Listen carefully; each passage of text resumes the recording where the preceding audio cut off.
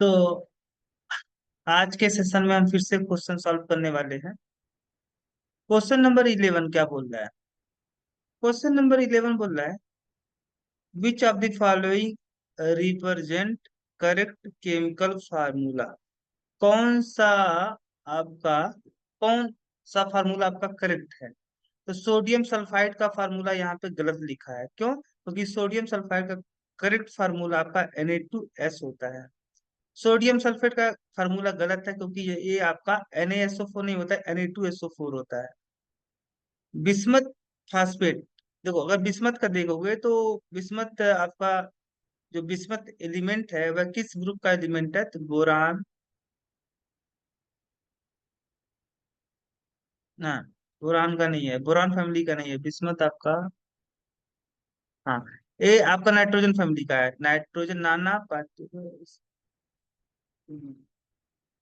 ठीक है, nitrogen phosphorus arsenic antimony bismuth. तो बिस्मथ आपका इस ग्रुप का एलिमेंट है। नाइट्रोजन की अगर वैलेंसी देखोगे तो नाइट्रोजन की वैलेंसी वैसे 3 होती है, ठीक है। फास्फोरस की वैलेंसी 3 भी होती है, 5 भी होती है, और आर्सेनिक की आपकी वैलेंसी देखोगे तो आपका 3 होगा, एंटीमनी का 3 होगा, और बिस्मथ का भी क्या होगा? 3 होगा। अगर ऐसा है तो आपका बिस्मथ की वैलेंसी 3, और फास्फेट देखोगे तो फास्फेट पे कितना चार्ज होता है? 3 नेगेटिव चार्ज होता है, तो इसकी वैलेंसी भी 3 होगी। तो इसका जो फार्मूला बनेगा BiPO4। ठीक है, यहाँ पे 3 और इसका होल थ्राइस, क्योंकि 3 3 आपका क्या हो सकता है? सिंप्लीफाई हो सकता है। तो यहाँ पे इसका जो फार्मूला आपका फार्मूला यूनिट जो इसका फार्मूला बनेगा वो BiPO4 बनेगा। यानी ये ऑप्शन आपका है करेक्ट है। और इसका आपका कैल्शियम क्लोराइड का फार्मूला गलत है। क्यों? क्योंकि ये Cl नहीं होता, CaCl2 होता है। अच्छा, कह रहा है फिर आगे, right the molecular formula following compound. Aluminium nitride का एल्युमिनियम नाइट्रेट, एल्युमिनियम और नाइट्रेट का मतलब NO3 पे 1 निगेटिव, एल्युमिनियम का 3, नाइट्रेट का 1, इसका ऐसे क्रॉस मल्टीप्लाई हो जाएगा तो बनेगा आपका Al, और ये आपका नाइट्रेट मतलब NO3 का होल थ्राइस। ये आपका इसका है ऑप्शन। आयरन सल्फाइड, आयरन का आपका आयरन की जो वैलेंसी होती है वह तो या तो 2 होती है या तो 3 होती है, तो हम लोवेस्ट को लेकर चलते हैं। आयरन की वैलेंसी 2 और सल्फाइड की वैलेंसी 2। यहाँ पे क्रॉस मल्टीप्लाई होगा तो बनेगा Fe2S2। तो दो आपका सिंपली दोनों, आपका यहाँ पर भी 2 है, यहाँ पर भी 2 है, तो इसको हम सिंप्लीफाई कर सकते हैं FeS। तो मेरा जो मॉलिक्यूलर फार्मूला बनेगा वह FeS बनेगा।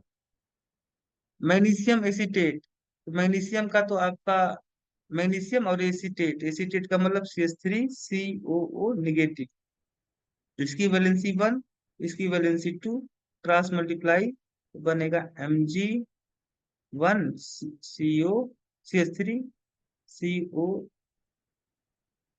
का होल क्या ट्वाइस। क्योंकि इसका जानते हो आप, ये आपका एक एसीटेट, ये जो आपका आयनिक कंपाउंड है ये एसीटेट आयनिक कंपाउंड है, और एसीटेट के केस में पहले आपका पहले आपका एसीटेट लिखा जाएगा, फिर आपका लिखा जाएगा मैग्नीशियम। ठीक है, तो ये आपका ऑप्शन नंबर F का था। ऐसे कॉपर ब्रोमाइड, कॉपर की वैलेंसी आप जानते हो कि 1 भी होती है, 2 भी होती है, तो लोवेस्ट को हम लेके चलेंगे तो 1 बनेगा, और ब्रोमाइड का मतलब Br पे निगेटिव, इसका 1, इसका फार्मूला बनेगा CuBr। ठीक है, तो ऑप्शन नंबर ए का ही आपका सही था। कैल्शियम फास्फेट, कैल्शियम का 2 होता है, फास्फेट का आपका 3 होगा, क्रॉस मल्टीप्लाई होगा तो बनेगा Ca3PO4 और होल ट्वाइस। ये ऑप्शन नंबर बी का है। और mercury, mercury second chloride, mercury second chloride, chloride पे 1 निगेटिव चार्ज, मरकरी का 2 यहाँ पे खुद ही दिया गया है, और क्लोराइड का आपका 1, यहाँ पे क्रॉस मल्टीप्लाई होगा तो क्या बनेगा? HgCl2। ये है आपका मर्क्यू, क्या है आपका? मर्क्यूरिक क्लोराइड का ही फार्मूला है आपका, ऑप्शन नंबर ई का। ठीक है, ये सारे क्वेश्चन सॉल्व हो गए। और अगर आप देखोगे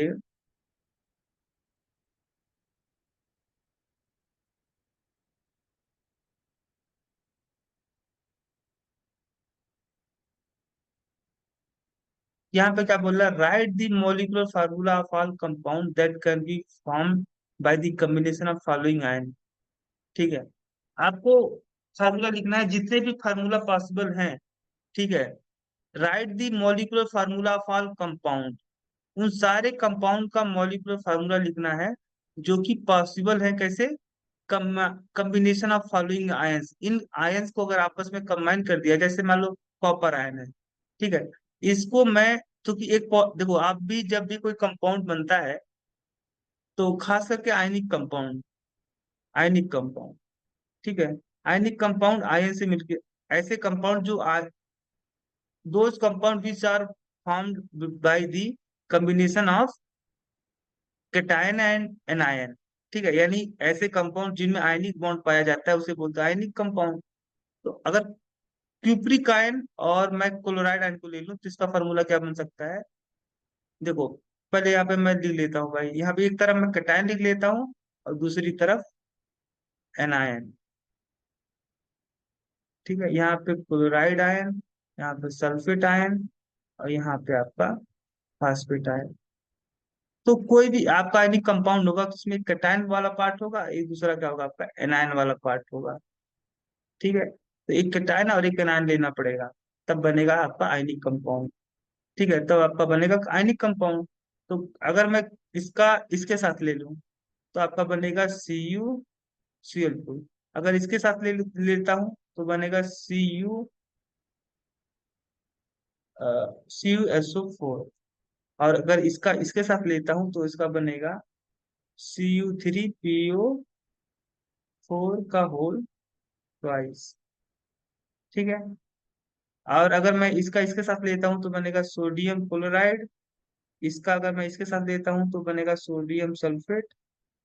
और अब कैसे बना रहा हूं मैं, अगर इसका मैं इसके साथ लेता हूं तो बनेगा Na2SO4 हो गया। अगर इसका इसके साथ लेता हूँ, फेरिक आयन का क्लोराइड आयन के साथ लेता हूँ तो बनेगा FeCl3।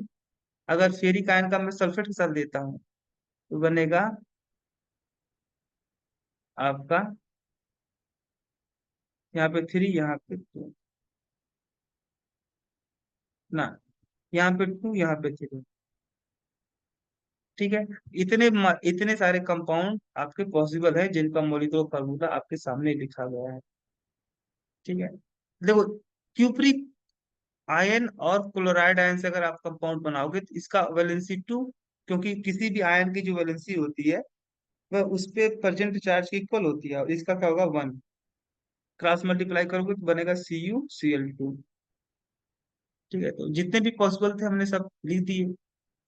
अच्छा, यहाँ पे कह रहा है right the cation and anion present if any in the following compound. आपको लिखना है कौन इसमें कैटायन है और कौन एनायन है, अगर पॉसिबल है तब की बात है। जैसे यहाँ पे ये है आपका सोडियम एसीटेट, यहाँ पे सोडियम आयन होगा पॉजिटिव के रूप में और ये होगा आपका निगेटिव के रूप में एसीटेट आयन। यहाँ पे आपका, इसका अगर आप देखोगे तो इसका कैटायन होगा सोडियम आयन और एनायन क्या होगा, एसीटेट आयन। यहाँ पे इस तरीके से इसका कैटायन होगा सोडियम आयन और एनायन क्या होगा, क्लोराइड आयन। ये आपका मॉलिक्यूल के रूप में एग्जिस्ट करता है, तो इसका तो आपका आयन नहीं बन सकता, क्योंकि यहाँ पे जो हाइड्रोजन एटम है वह इलेक्ट्रॉन के शेयरिंग द्वारा एक दूसरे से जुड़े हुए हैं। यहाँ पे किसी ऊपर पॉजिटिव चार्ज नहीं होगी और न तो किसी ऊपर नेगेटिव चार्ज होगा। इसी तरीके से यहाँ पे देखोगे तो ये आपका एक आयनिक कंपाउंड है। इसमें जो कैटायन होगा वह अमोनियम आयन होगा और एनायन क्या होगा, नाइट्रेट आयन। ऐसे give the formula of the following compound formed by the following set of the element. कैसे मैं फ्लोरीन का से कॉम्बिनेशन से जो आपका कंपाउंड बनेगा उसका मुझे लिखना है फार्मूला। तो कैल्शियम फ्लोरीन, कैल्शियम का आपका वैलेंसी 2, फ्लोरीन की वैलेंसी 1, तो इसका बनेगा CaF2। ठीक है, ऐसे यहाँ पे सोडियम नाइट्रोजन और हाइड्रोजन के द्वारा, नाइट्रोजन और हाइड्रोजन, तो नाइट्रोजन की वैलेंसी 3, हाइड्रोजन की वैलेंसी 1, तो इसका बनेगा ए क्रॉस मल्टीप्लाई होगा और NH3। ऐसे सोडियम और ऑक्सीजन किसे, सोडियम और ऑक्सीजन से, सोडियम की वैलेंसी 1, ऑक्सीजन की वैलेंसी 2, तो इसका बनेगा क्रॉस मल्टीप्लाई होगा तो बनेगा Na2O। ठीक है, इसी तरीके से हाइड्रोजन और सल्फर द्वारा, हाइड्रोजन हो गया और सल्फर, हाइड्रोजन की वैलेंसी 1, सल्फर की वैलेंसी 2, तो इसका बनेगा क्रॉस मल्टीप्लाई होगा तो बनेगा H2S। ऐसे कार्बन और क्लोरीन के द्वारा, कार्बन एंड क्लोरीन, कार्बन की वैलेंसी 4, क्लोरीन की वैलेंसी 1, यहाँ पे क्रॉस मल्टीप्लाई होगा, बनेगा CCl4। इसी तरीके से कार्बन और ऑक्सीजन द्वारा, कार्बन और ऑक्सीजन, कार्बन की वैलेंसी 4, ऑक्सीजन की वैलेंसी 2, तो यहाँ पे हो जाएगा C2O4। यहाँ पे देखो, दो यहाँ पे चार है, अगर मैं यहाँ से दो को कॉमन ले लूं, या देखो, हम, क्या है ना कि इस तरीके का सिचुएशन जब आता है, तो हम इस चीज देखो, यहाँ पे अगर सारे एटम की जो संख्या है उनमें कुछ कॉमन है, तो उसको आप क्या करोगे, बाहर निकाल दो, तो क्या हो जाएगा आपका, ये क्या है, इसका होगा, देखो यहाँ पे दो, यहाँ 4 है, तो अगर मैं दो दो अगर मैं यहाँ से हटा दूं, दो से, मान लो सपोज दैट आप डिवाइड कर देते हो, तो क्या हो जाएगा, 1 हो जाएगा, और यहाँ पे हो जाएगा 2। तो इसका जो मॉलिक्यूलर फार्मूला आएगा वो CO2 आएगा। क्या आएगा, CO2 आएगा। ठीक है, CO2।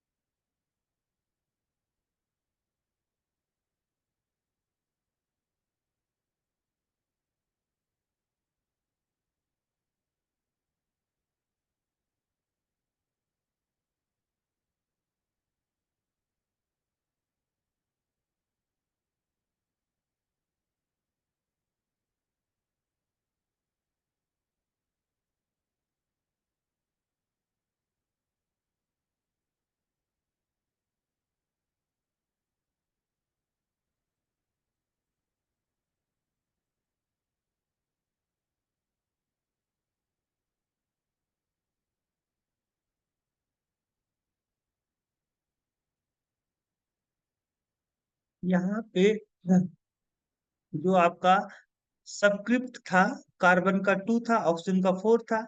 क्योंकि इनमें एक कॉमन फैक्टर है 2, तो हम 2 को क्या कर लिए, कॉमन ले लिए। तो हमारा बना यहाँ पे 2। जब 2 कॉमन ले लोगे तो यहाँ पे क्या बन जाएगा, 1, और यहाँ पे बन जाएगा 2, जिसका मॉलिक्यूलर फार्मूला आएगा CO2। ठीक है, अगले क्वेश्चन की तरफ मूव करते हैं।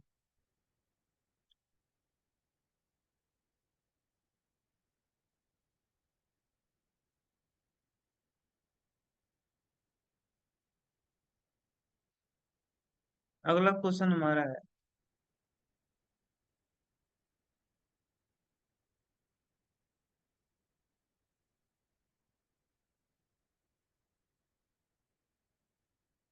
अगला question, which of the following symbol of element is incorrect, give here correct symbol. किस एलिमेंट का जो सिंबल है वह गलत है? जैसे कोबाल्ट का सी और कैपिटल ओ लगा दिया, सी ए तो आपका बन गया कार्बन मोनोऑक्साइड। ये आपका एलिमेंट नहीं है, this is an compound. Cobalt का तो सी ओ होता है ना, स्मॉल ओ होता है, कैपिटल सी स्मॉल ओ। ये आपका गलत है।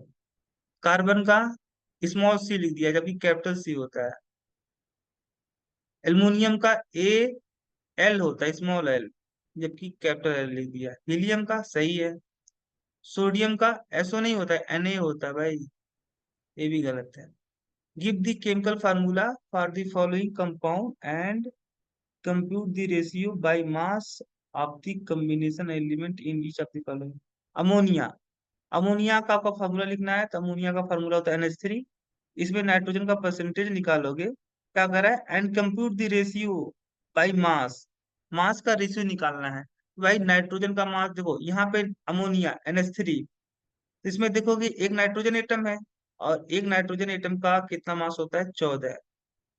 3 हाइड्रोजन एटम है तो 3 × 1 यानी 3, तो 14:3 नाइट्रोजन और हाइड्रोजन का जो मास रेशियो होगा वह होगा 14:3। ठीक है, 14 क्या आएगा, 3 आएगा।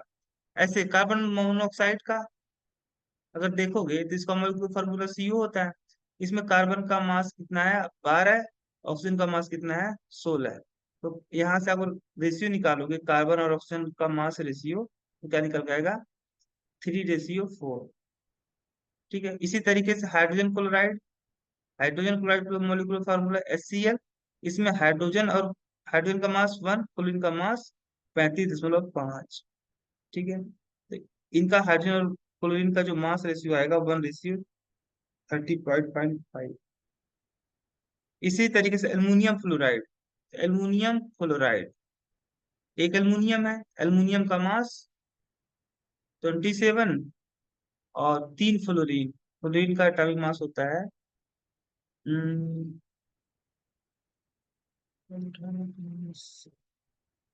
फ्लोरीन का एटॉमिक मास 19 होता है शायद।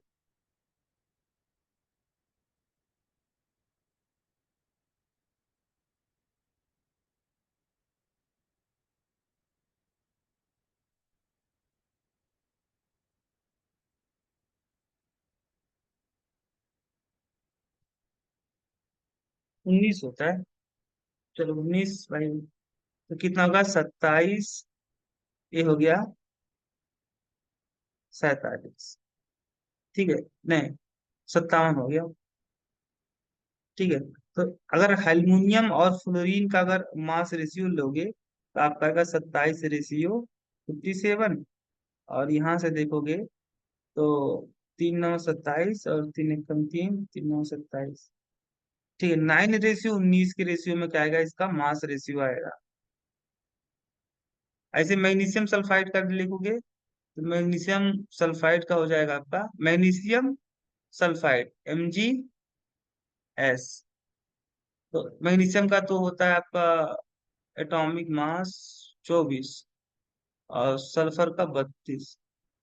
ठीक है, तो मैग्नीशियम और सल्फर का अगर आप मास रेशियो लोगे तो 24:32। ठीक है, तो यहाँ पे आएगा कितना, ये आपका 12:16, 6:8, ठीक है। और फिर आप करोगे तो 3:4। 3:4 में क्या होगा? थ्री मैग्नीशियम और सल्फर का जो मास रेशियो निकल के आएगा वह होगा 3:4। एक बार क्रॉस चेक कर लेते हैं।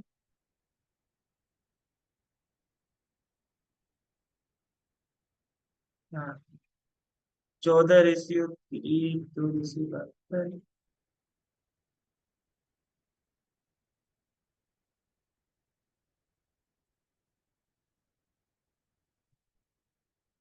यहाँ पे क्या किया है थोड़ा सा, ये जो आपका हाइड्रोजन क्लोराइड वाला केस था ना, हाइड्रोजन क्लोराइड वाला, कहाँ गया हाइड्रोजन क्लोराइड? यहाँ पे ये 1 रेशियो आ रहा था आपका, 1:30.5। अब चूंकि पॉइंट में हम नहीं लिखेंगे तो हम लोग यहाँ पे 2 से मल्टीप्लाई कर दिए थे। अगर हम कर देंगे 2 से मल्टीप्लाई, तो आपका क्या हो जाएगा? ये जो हाइड्रोजन क्लोराइड वाला केस है, जिसमें हाइड्रोजन का मास 1 और क्लोरीन का मास 35.5, तो हाइड्रोजन और क्लोरीन का मास रेशियो लोगे तो 1 रेशियो क्या बनेगा? 35.5। चूंकि अब रेशियो कभी भी पॉइंट में नहीं होता है, तो हम लोग क्या करेंगे यहाँ पे, अगर मैं 2 से मल्टीप्लाई कर दूं तो 2 रेशियो आएगा 70। ठीक है। यही आप 2:71, यही आपका दिया गया है। बाकी सब चीजें क्या है, सही है। बाकी सारी चीजें क्या है, सब सही है। चलो आगे बढ़ते हैं।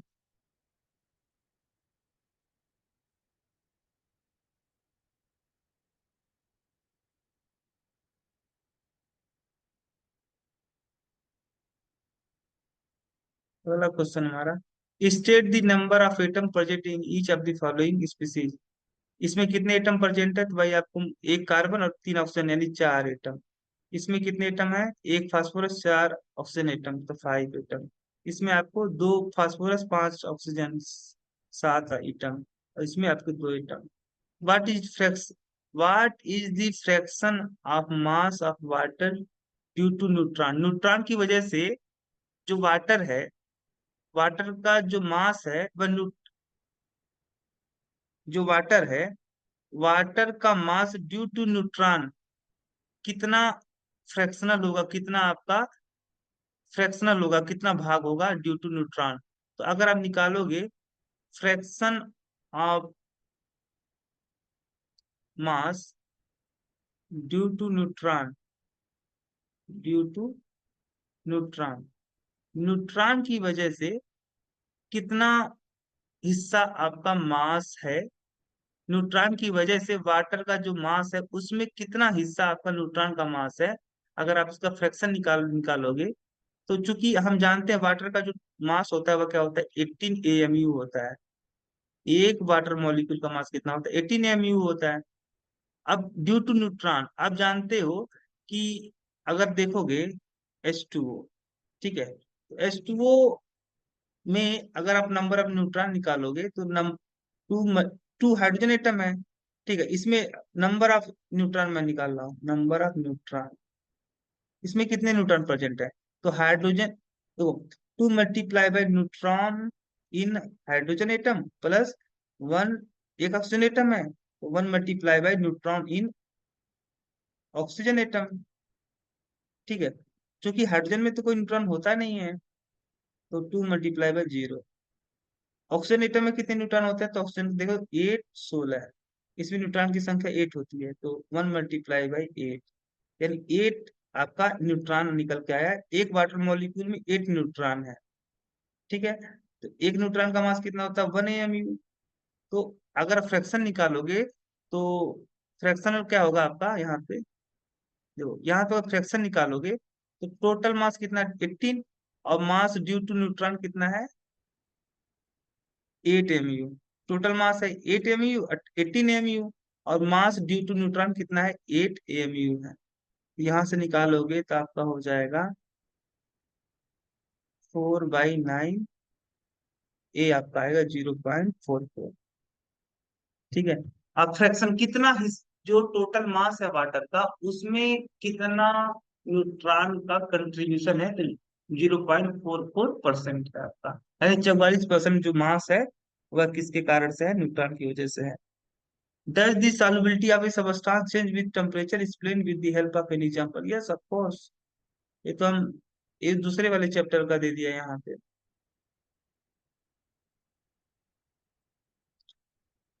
चलो इसको तो क्वेश्चन छोड़ दो, ये दूसरे वाले चैप्टर का क्वेश्चन है।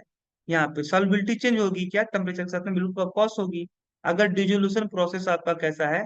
अगर किसी सबस्टांस को किसी सॉल्वेंट में ऐड करने पे हीट क्या हो रहा है? रिलीज हो रहा है।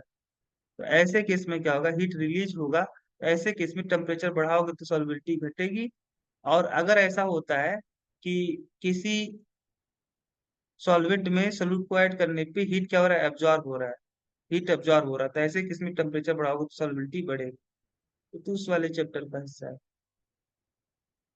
अच्छा, classify each of the following on the basis of एटोमेटिसिटी।